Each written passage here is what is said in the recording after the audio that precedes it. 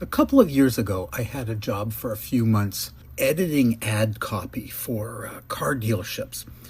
And essentially, this was getting freelance work from writers, something like a 1,200 word essay about the merits of a particular make and model of car.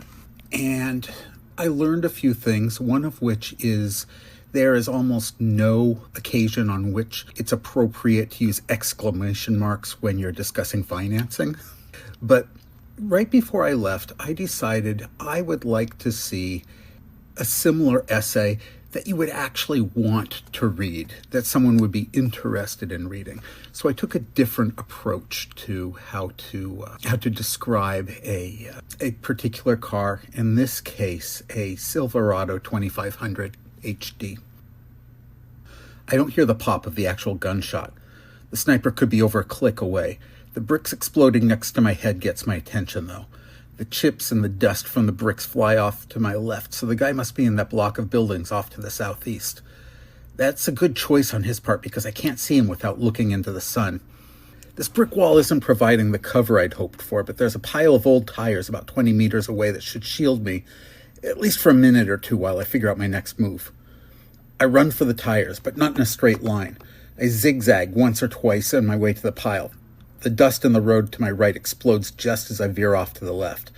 This is my first good news this morning. He's probably not using a spotter, or he wouldn't have been fooled by that. I get to the tire pile and I leap over it, tumbling as I go. I hit the ground hard and scramble to the tires as fast as I can. The more space between me and cover, the more exposed I am. As I crouch there gasping for breath, I can't help thinking, man, I wish I had a Chevy Silverado 2500 HD right now. With beefy 33-inch tires and over 10 inches of ground clearance, a Silverado might be my best chance of getting out of here in one piece. But at the moment, I'm mostly thinking about the cover it might give me. These tires will only give me decent cover for another few seconds, so I'm shuffling from side to side as best I can to confuse my friend with the sniper rifle, but that won't buy me much time. You know in police shows and action movies when cops hide behind their car doors for cover?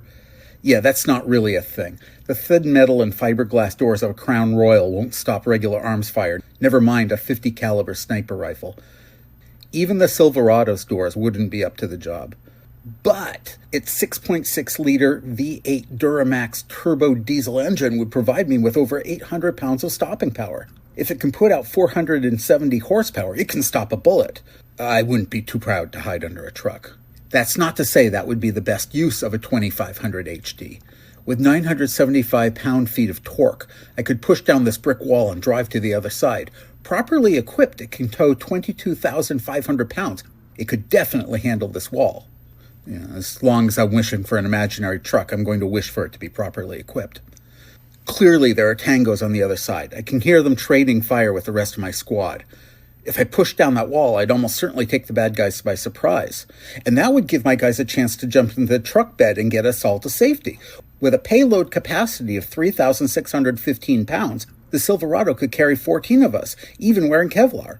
With a 0 to 60 acceleration time of 6.5 seconds, we'd be out of there before our counterparts could react. With a 10-speed automatic transmission, I wouldn't have to worry about shifting gears, and I could keep my eye on the road for bad guys, IEDs, or just potholes. Some of the potholes around here could swallow a goat, and that's not even mentioning the bomb craters. But with optional skid plates and off-road tuned performance shocks, my Silverado would be up for some rough terrain.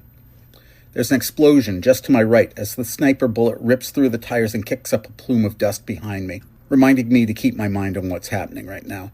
I get hit in the face with some rubber shrapnel.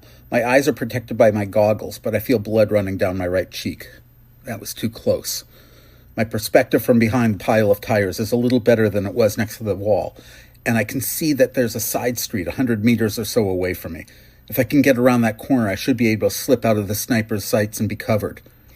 The problem is, that's the only obvious direction for me to run, and I'm pretty sure he's firing into the tires to force me out into the open. Even without a spotter, he'll nail me with his first shot. If only there was a distraction of some kind. The sniper must have been thinking the same way, because the distraction booms through the air. It has to be somebody's jinx, and for once it isn't me. The sound of heavy metal music blasts over the top of the wall, along with the sound of a tracked vehicle. It has to be that knucklehead from Charlie Company. I don't actually know him, but I've heard about him, how he keeps blowing his pay on extremely loud, compact speakers to mount on the turret of his M113. Apparently, it's his life goal to teach the enemy about good, i.e. extremely loud music. Between hostile shooting at his speakers and officers confiscating him, he's apparently dropped a lot of money on sound equipment during this tour. I can't complain at the moment, though, even if he's playing Trapped, which, given my current situation, seems a little insensitive.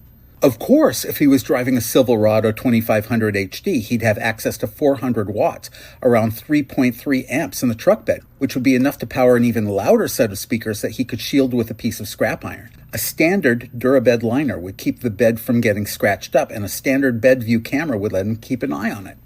There's a sudden level up to the gunfire on the other side of the wall and screaming in a couple of different languages, so I use the confusion to sprint for cover as fast as I can.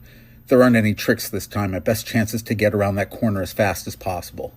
Mind you, I could get there much faster in the Silverado 2500, which has a top speed of 114 miles per hour, but I do the best I can with what I've got. I'm almost to the corner when I feel something punch me in the back, like I've upset the angriest biker in the world. I'm hit, but it's a glancing blow, and my Kevlar takes most of the punishment. It's enough to knock me off my feet, but I scramble for cover even as I try to remind my lungs how to breathe.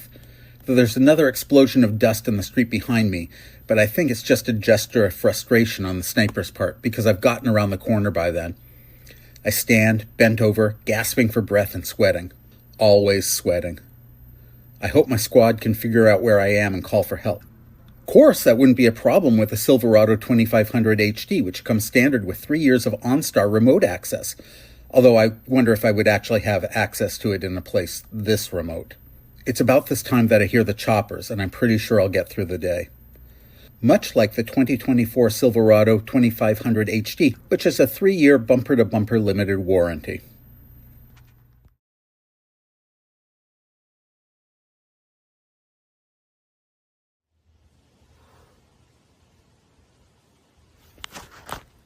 This is called a beer mosa. It's not a fancy drink. It's not a sophisticated drink. It's a drink to clear the dust from your throat, to keep your will to live from leaking out of your eyeballs. It's a sitting on the deck drink. Best enjoyed with a commemorative Foghorn Leghorn glass. Little ice to keep things cold. And some fresh squeezed orange juice. This particular case, I used clementine juice, but you're just as well off buying some of the fresh squeezed stuff at the deli counter or the snack counter at your supermarket.